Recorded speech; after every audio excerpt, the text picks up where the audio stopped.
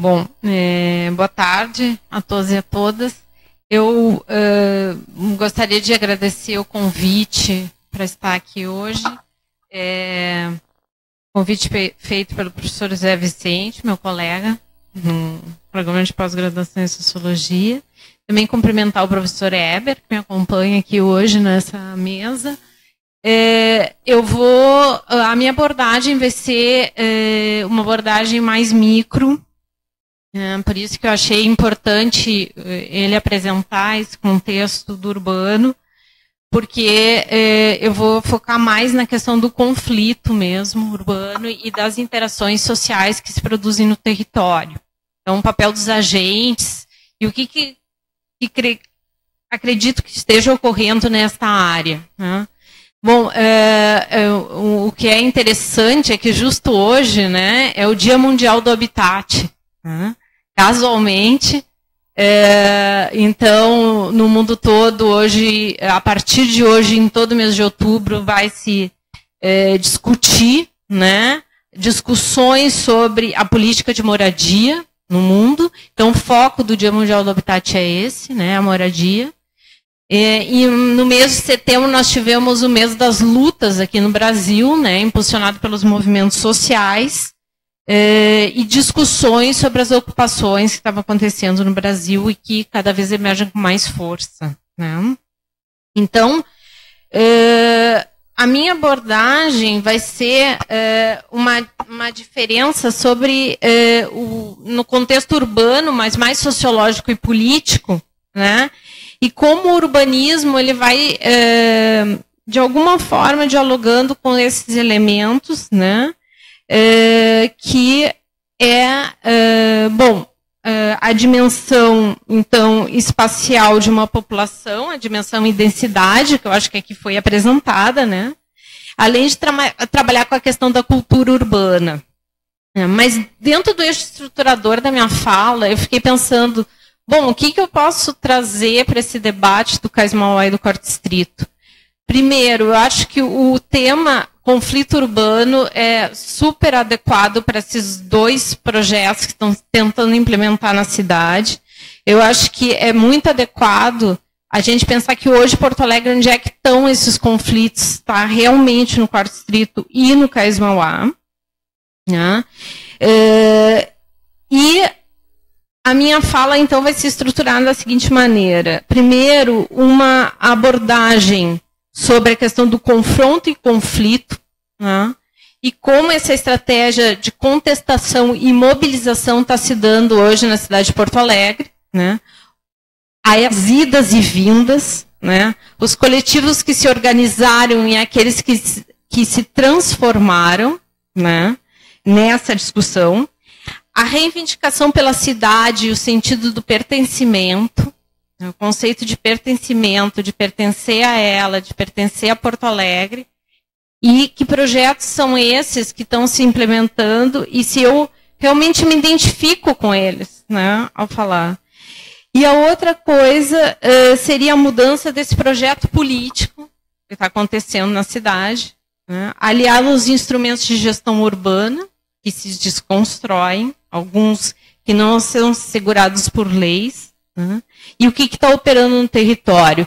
É o sentido da participação, na verdade, que hoje os instrumentos e os canais institucionais de participação, eles estão se corroendo, né? E a gente está assistindo isso, cada vez mais um afastamento desse diálogo entre Estado e sociedade. Então, se o Brasil foi constituído como um dos países, pela Constituição Federal, com mais instrumentos e canais institucionais de participação, hoje nós estamos assistindo, então, aqui na cidade de Porto Alegre,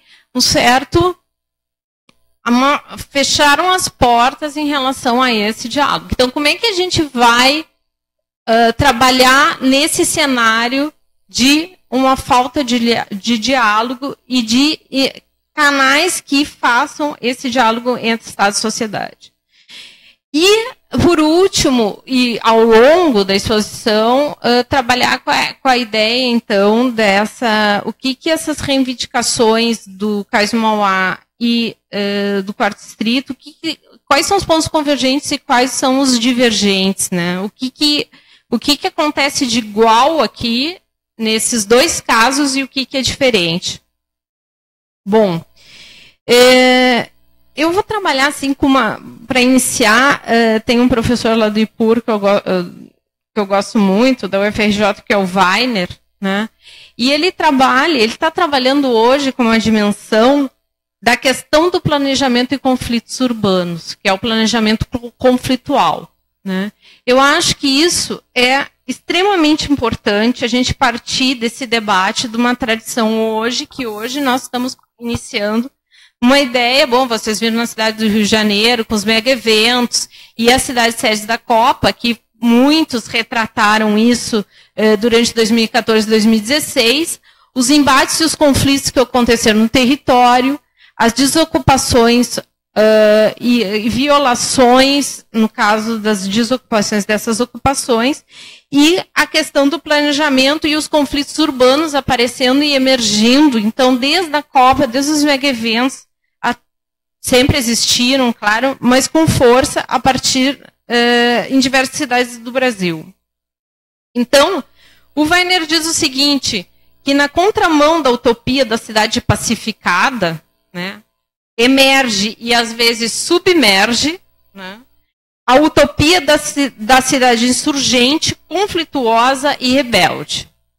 Então, aí, e quando isso acontece, né, a gente pode perguntar, bom, acontece na luta contra as remoções, nas resistências ativas e passivas e nos processos de expropriações e privatizações dos espaços urbanos, que é o que a gente viu aqui, o que está acontecendo, né, que foi mostrado na exposição que o professor Eber fez. Bom, então, como é que a cidade reafirma, então, essa vitalidade, essa urbanidade a partir do cenário de conflito, que é o que nós estamos vivendo. Então, quando a gente trabalha com a questão dos movimentos sociais e com as organizações sociais, a gente vê que não há uma homogeneidade na questão do conflito, né? Essas dinâmicas de mobilização e de negociação e esses confrontos, eles vão acontecendo de forma de recuos, né? Que o Taro e o Tilly falam. Eu vou para o confronto político, eu recuo. E nesse momento onde existe uma falta de diálogo das instituições e dos canais de participação, existe não existe um recuo, existe uma situação de conflito. Então, essa situação de conflito, ela tende a se exacerbar nesse momento, onde, no contexto de oportunidades políticas, essas não existem. Então, nós vemos aí um conflito social exacerbado, né? E os atores sociais, então, se mobilizando e criando meios e capacidades para que haja essas interações coletivas. Tá? Então, como é que a gente pode pensar isso na cidade de Porto Alegre? A cidade de Porto Alegre foi uma cidade do orçamento participativo, historicamente, por exemplo, eu participei de uma pesquisa grande em São Paulo, quando eu estava no Instituto Polis, que a gente fez sobre o relatório do Estado da Cidade no Brasil. E a gente via, por exemplo, com os dados, que a região sul é uma região que que tinha uma concentração de instituições participativas, que as organizações sociais, que as instituições participativas, elas se mobilizam. Então, existem diversos movimentos sociais que têm uma tradição da participação. Então, como é que a gente hoje vê Porto Alegre como uma cidade, que sentido de pertencimento e de identificação ocorre hoje em relação aos movimentos e atores sociais? Bom, como é que a gente pode articular uma cidade que foi referência para o mundo em ativismo, né, com a construção do Fórum Social Mundial e com mobilizações em relação à memória? Então, a gente viu, por exemplo, no histórico, trazendo um pouco o histórico dessa questão de Porto Alegre, a questão tanto do mercado público como da usina do gasômetro, o abraço, né, como performance, como uma forma de reivindicação e de mobilização, e como é que hoje a gente pode trabalhar com a questão de conseguir mostrar para Porto Alegre que o Cais Mauá é de todos.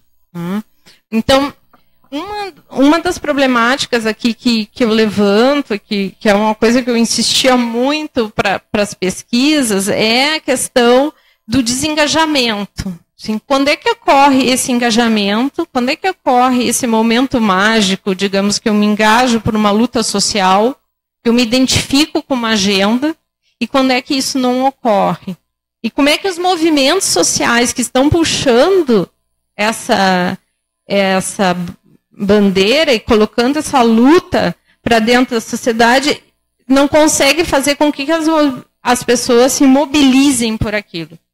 O Cais Mauá de Todos é uma referência para a cidade. Ela não pertence a um bairro, o Cais. Ele pertence a toda a cidade. Então, como é que a gente vai mobilizar as pessoas para que elas percebam e que elas se identifiquem que se alguma privatização acontecer nessa área, isso vai prejudicar o acesso e ao espaço público a toda a população da cidade.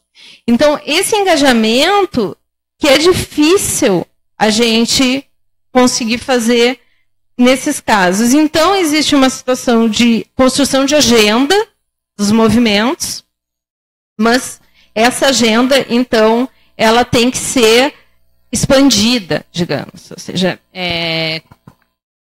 confluir em redes com outros movimentos sociais para que se perceba, então, que esse é um projeto de cidade. O Cais Mauá corresponde a um projeto de cidade.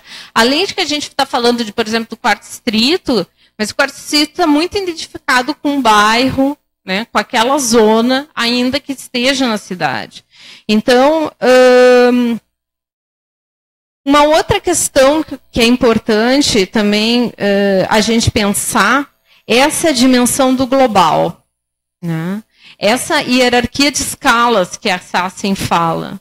Como é que a gente vai articular isso? E a gente está vendo essa força do global nas cidades, da financiarização das cidades. Isso está acontecendo, de cada vez com uma maior ofensiva. Nos conflitos urbanos, isso acontece diariamente. Nas cidades que recebem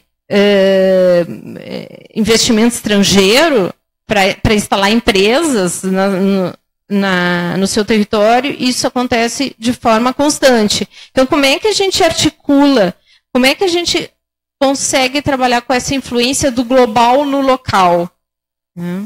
Então, essa cidade moderna e contemporânea, por exemplo, na nova agenda urbana, que foi realizada o ano passado na Conferência do Habitat 3 da ONU, que foi em Quito, a nova agenda urbana, ela trabalha muito com um ideal de cidade. Os organismos internacionais trabalham com essa ideia do ideal de cidade. Mas qual é a cidade real? O que a cidade real realmente está? O que está acontecendo? Quais são os conflitos que estão acontecendo na cidade real? Então, por exemplo, a nova agenda urbana contém elementos. Cidades resilientes, cidades modernas, cidades adaptadas ao novo contexto mundial, moradia para todos. Então, é importante ver como a globalização ela incide nessa questão do local, né? Dessa hierarquia de escalas e como é que se dá essa articulação global, nacional, regional, local. O Castells também dizia isso na questão urbana. Né? Claro que ela lá atrás, mas é uma coisa que a gente consegue resgatar hoje. Né? Como é que se articula essa estrutura de uma sociedade com esse fenômeno urbano? E isso é uma dialética que acontece constantemente. Essa escala internacional e a escala de dependência, ela vai caracterizando essas relações assimétricas na cidade. Então, o global também incide. E isso é visível na questão toda do Cais Mauá. Né? Vocês viram a questão das empresas espanholas, modelo de cidade, que modelo de portos. Aqui também se falou, por exemplo, E, por exemplo, não no modelo de portos do mundo, mas se importa para as cidades, por exemplo, da periferia do capitalismo, digamos, se exporta exatamente esse modelo. E foi isso que aconteceu com os portos de Barcelona, Rosário, Buenos Aires, etc. Né? Então, no Cais Mauá isso acontece, implica em compreender essa escala local e o global e como estão se articulando essas forças. Então, será que esses movimentos sociais que estão na cidade, eles vão conseguir resistir a essas influências do capital globalizado, do sistema, a partir de uma conexão com as empresas locais, nacionais e transnacionais? Então, todos esses atores eles estão conectados. Né? Então, como é que isso influencia? Como é que se pode impedir esses modelos globalizantes no contexto urbano? Aqui se falou na Jacobs. Né? E a Jacobs, ela é incisiva nisso. Os shopping centers são a representação desses modelos globalizantes. E é isso que se quer também com essa transferência de modelos. Então, como é que essa influência do internacional em homogeneizar, na verdade, trabalhar com a questão da homogeneização desse padrão portuário, como é que se dá isso no nosso contexto? Porque a gente tem a nossa trajetória, o histórico do Cais Mauá, o histórico da cidade, e como é que a gente pode impedir que essas forças globalizantes do capital transnacional influenciam, então, no contexto local. Uma outra coisa é como é que nós vamos... vou contar uma história aqui. Eu estava em Barcelona fazendo um protocolo entre Porto Alegre e Barcelona. E aí nós estávamos na direção de urbanismo. E eu conto sempre essa história porque eu acho ela fantástica, no sentido de que como se transferem modelos, o modelo do shopping center, o modelo dos portos e o modelo de cidade. E esse diretor de urbanismo dizia... Veio uma empresa norte-americana, né, querer fazer uma construção no porto de Barcelona. Não sei se vocês conhecem Barcelona, que hoje está passando por um momento crítico, mas enfim. Queriam construir no porto de Barcelona e fazer uma caixa fechada em frente ao mar Mediterrâneo. Né? Era isso que os americanos queriam, instalar um shopping center na frente do mar Mediterrâneo. E eles diziam, não, a arquitetura é aberta ao mar. Ela tem que conversar, nós estamos na frente para o mar. E vocês voltem e refaçam o projeto. E aí eles voltaram, trouxeram o projeto e trouxeram com a mesma concepção de projeto. Uma caixa fechada de um shopping center na frente do mar. Aí vocês voltem e tragam um outro projeto. E aí no final eles disseram, então contratem um escritório daqui. Que vocês não estão entendendo a relação da cidade com o mar. E o que eu quero dizer é que com a gente passa a mesma coisa no projeto do Cais Mauá. Passa a mesma coisa. Então, essa relação do entorno, da compreensão da cidade, de saber dialogar com ela e o que ela está oferecendo, exatamente essa concepção de um modelo globalizante de shopping centers, de projetos. Bom, e também perceber essa questão do heterogêneo, né, que são diversos agentes que estão operando ali e que influenciam nessa forma de organização social e quando emergem esses grupos heterogêneos que vão influenciar nessa cidade. Então, o que os movimentos sociais hoje reivindicam? Né? Os movimentos sociais, qual a estratégia? Né? Como eles se mobilizam? A gente tem hoje uma outra estratégia também de mobilização, que está muito no campo virtual, com as novas tecnologias de informação. Né? Então, isso também mudou a forma da performance, mudou a forma de engajamento, mudou a forma como os movimentos sociais se articulam. Né? Então, como os movimentos sociais vão operar dentro das instituições, num momento que nós estamos fechados para isso, né? Eu acho que o movimento Cais Mauá de Todos está fazendo um processo bem interessante, né, de mudança em algumas estratégias, né, para operar dentro das instituições. Além disso, atuar em rede, né, com o movimento da cidade que queremos. Então, eu acho bem interessante essa nova estratégia, porque eu acho que o centro e o foco dessa mobilização teria que estar articulada com mostrar para a cidade que esse projeto é de todos, né, e despertar esse sentido do pertencimento da cidade, do valor que o cais tem para cada um de nós, né, assim como foi o mercado público no seu momento, assim como é a usina do gasômetro, né. E no quarto distrito, eu acho que tem uma outra problemática, mas também é parecida com essa questão de hierarquia de escalas, que vai operar, essas empresas transnacionais, elas estão operando no território.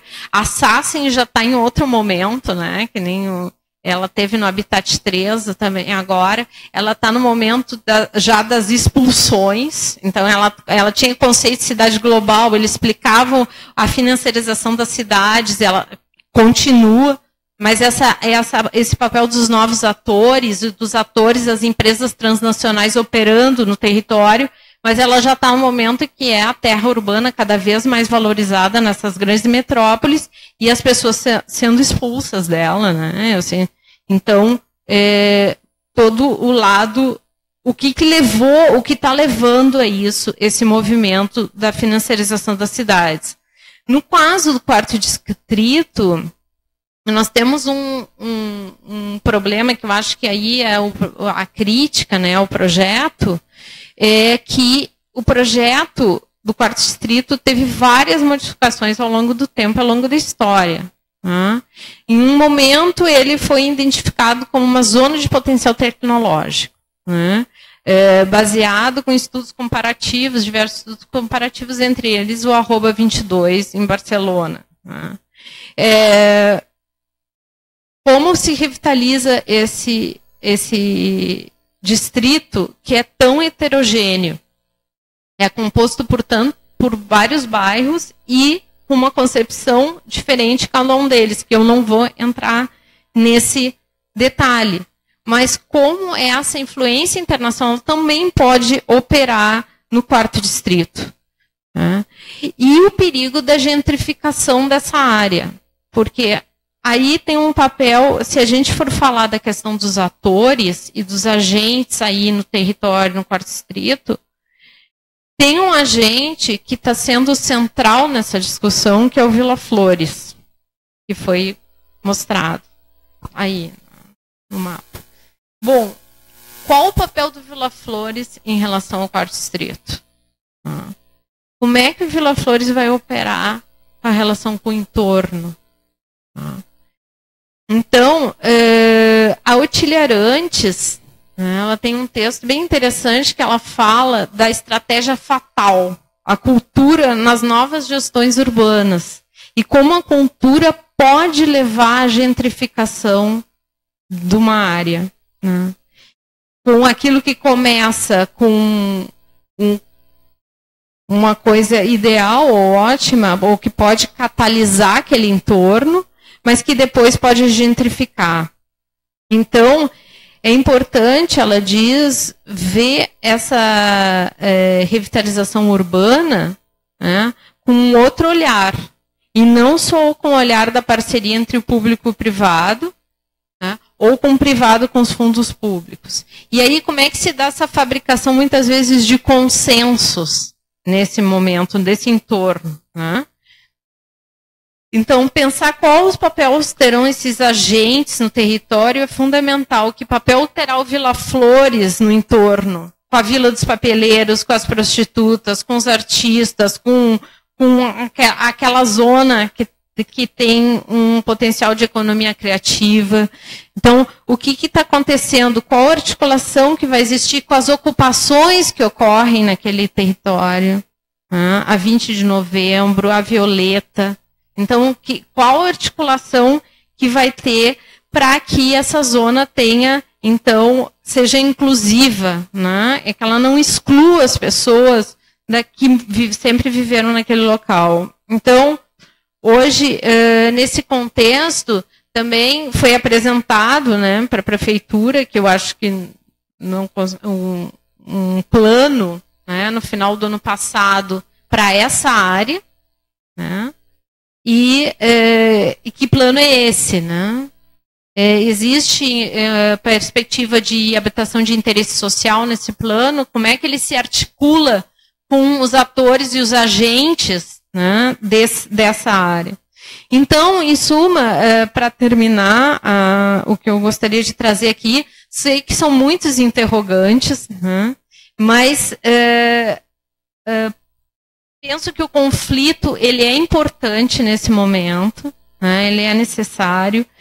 A importância da reivindicação do direito à cidade, né, com uma concepção do direito à moradia, direito ao espaço público, direito a ter voz, direito a reivindicar esses espaços de diálogo entre Estado e sociedade, né, ele é importante. Então, o direito à cidade não é só um apelo hoje, ele é uma exigência, né, e ele não pode ser visto simplesmente como um direito de visita ou um retorno à cidadania, como diria o Lefebvre, né.